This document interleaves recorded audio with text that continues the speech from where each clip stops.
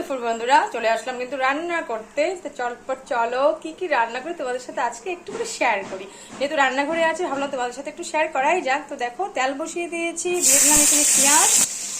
এখানে দেখো তেল একটু গরম হয়ে গেছে, দিয়ে দিলাম কিন্তু এখানে আমি বড়ি।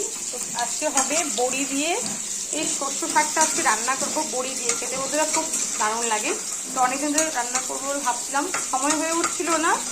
চলো এই দেখো বড়িটা কিন্তু লাল লাল করে ভেজে নেবো আর শাকটা কিন্তু রান্না করবো। আর এদিকে আমার পেঁয়াজ কিন্তু ভাজা হয়ে যাচ্ছে, মানে আলু আর ভেন্ডি ভাজবো। তো চলো টুকরো টুকরো করে কিন্তু আলু কেটে নিয়েছি আমি আলু আর ভেন্ডি ভাজার জন্য। তো আলুগুলো ভালো করে একটু ভেজে নেবো। আর একটু ভেন্ডিটা একদম কচি ভেন্ডি, সেজন্য কিন্তু আলুটা প্রায় আমার কিন্তু সিদ্ধ হয়ে গেলে তারপরে কিন্তু ভেন্ডিটা দেবো, নাহলে কিন্তু ভালো লাগে না খেতে। আর যদি সবুজ জিনিস কিন্তু সবুজ থাকলে কিন্তু ভালো লাগে যখন ছালে যখন ভাত বাড়া হয়। আর দেখো ভেন্ডিটা কিন্তু একদম কুচি ছিল, সেজন্য কিন্তু পরে করে দেবো ভেন্ডি ভাজাটা। আলু প্রায় কিন্তু দেখো আমার সিদ্ধ হয়ে গেছে। এখন কিন্তু ভেন্ডিগুলো দিয়ে দিব। এইভাবে ভেন্ডি ভাজা খেতে খেতে খুব ভালো লাগে। সত্যি কথা বলতে যে সবজি যে কালারে থাকে সেই কালারটা যদি না থাকে না তখন আর ভালো লাগে না খেতে। আর যেটা এখন নতুন বার হয়েছে বাজারে ভেন্ডি, সেটা তো টেস্টই আলাদা হবে। এদিকে দেখো প্রায় কিন্তু আমার বড়ি ভাজা কিন্তু পুরো কমপ্লিট হয়ে গেল। বড়িটা নামিয়ে নিব, শাকটা বসিয়ে দেবো। তো দেখো শাকের জন্য কিন্তু এখানে আমি দিয়ে দিয়েছি কয়েক টুকরো এখানে পেঁয়াজ, সাথে দিয়েছি এখানে দুটো শুকনো লঙ্কা। আজকে সর্ষে শাকটা কিন্তু আজকে পেঁয়াজ দিয়ে বানাবো। একদম সর্ষে শাকগুলো শাক বসিয়ে দিয়েছি কিন্তু আমি, শাকের থেকে জল ছেড়ে দিচ্ছে। নুন এখনো দিইনি, নুন পরে করে যখন জলটা শুকিয়ে যায় তারপরে নুনটা দেবো। আর এখানে কিন্তু বড়িটা একদম নামানোর আগে আগে দেবো। আর আজকে কাঁচা লঙ্কা ব্যবহার করবো না, যেহেতু কাঁচা লঙ্কা দিলে ঝাল হয়ে গেলে ছেলে মেয়ে আর খেতে যাবে না। তো সেই জন্য দেখো আজকে। আর শাকের কালারটা দেখো একদম সবুজে আছে, কিন্তু আমি খুব ভালোবাসি জানো সবুজ জিনিসগুলো যদি এইভাবে থাকে। সবুজ জিনিসটা সবুজ থাকলে কিন্তু খেতে খুব ভালো লাগে আর ভিটামিনটাও কিন্তু পাওয়া যায়।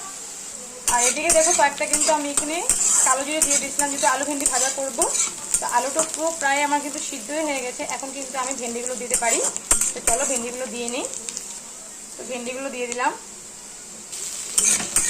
তো আলু আর ভেন্ডিটা ভালো করে ভেজে নেবো। আমি কিন্তু নুন কিছুই দিইনি, এখন জাস্ট দেবো আমি নুন আর হলুদটা। আগে থেকে কিন্তু কিছুই দিইনি। তো দেখো প্রায় একটু করে ভেজে নেবো। আর আমার 5 মিনিট হলে কিন্তু আলু ভেন্ডি ভাজা প্রায় কিন্তু কমপ্লিট হয়ে যাবে। কারণ ভেন্ডিটা বেশি ভাজবো না, বললাম একদম কচি আছে, সে একদম যদি নরম হয়ে যায় খেতে ভালো লাগবে না। একটু যদি শক্ত থাকলে কিন্তু একটু ভালো লাগবে, খেতেও কিন্তু ভালো লাগে। তো নুন দিয়ে দিলাম, দিয়ে দিব কিন্তু সামান্য পরিমাণে হলুদ। নুন দেওয়া হয়ে গেছে। আর 2-3 মিনিট রাখলেই কিন্তু আমার ভেন্ডি ভাজা কিন্তু সম্পূর্ণ কমপ্লিট। আর দেখো বন্ধুরা কি দারুণ লাগছে তাই না। ভেন্ডিটা কিন্তু আলু আর ভেন্ডি একসাথে দিয়ে দিলে কী হয় জানো, ভেন্ডিটা একদম গলে যায়, খেতে একদমই ভালো লাগে না। এদিকে কিন্তু আমার শাকটাও কিন্তু প্রায় কমপ্লিট হলো। শাকটাও দেখো আমি একটু করে এখানে কিন্তু হলুদ আর একটু নুন দিয়ে দিয়েছিলাম। তো প্রায় রেডি হয়ে গেছে, নামানোর সময় হয়ে গেছে প্রায়। নামানোর আগে কিন্তু আমি দিয়ে দেবো এখানে বড়িগুলো।